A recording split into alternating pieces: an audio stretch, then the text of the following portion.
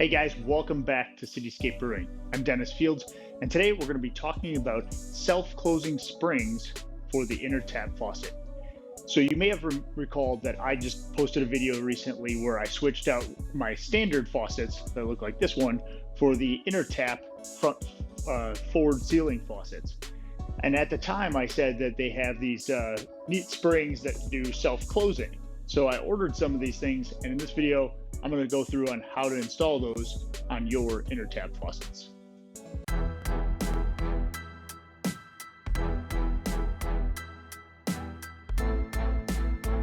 All right, the first thing you want to do is go ahead and disconnect your beer lines from your kegs inside, or shut off the CO2, but disconnecting them from the kegs themselves, there will be carbonation. So you want to go ahead and just disconnect those quickly. I've already done that for this one, but I want to show you the difference between the self-closing, which I've installed on one of them already, and the tap handles as they come standard. So when you're pouring a beer on a regular tap handle, you would just pull it forward, you would fill up your beer. In this case, it's disconnected, of course, and then you'd have to shut it off.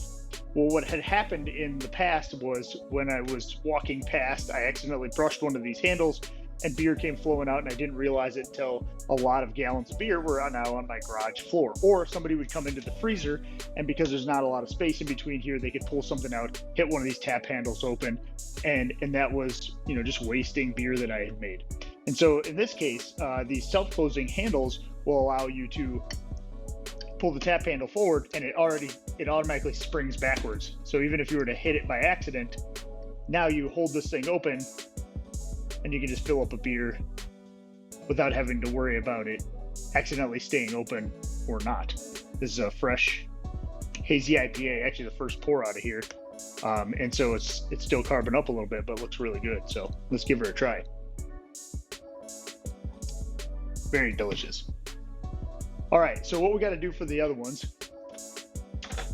is we're going to take our handle wrench here, and we're going to go ahead and take these things off first.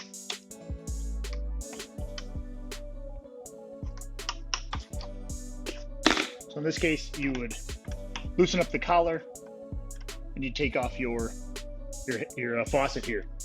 Then you'll take your spring, which I've already sanitized these, and you will put the smaller end of the two inside of the back of the faucet first. And so if you can see inside of here, kind of hard to see, there's that little pointed area that we went through in the other video showing the breakdown between the two. And you put that right on that little pointed area like this. And then this one, you push into, and it's kind of hard to, you have to use two hands basically, and you got to hold it in place and then basically screw it on and get that thing started. And then of course you'll use your faucet wrench again to tighten her down once you get it all the way done.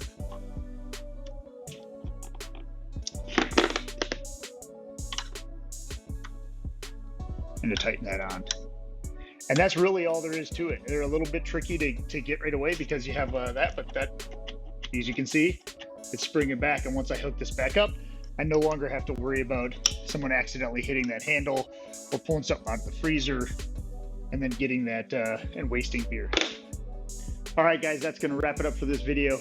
As always, please don't forget to like, subscribe, and share. Hope you learned something. And as always, I put in the links down in the video description of all the equipment, including the taps and the self-closing springs if you want to go check those out. As always, happy home brewing and cheers.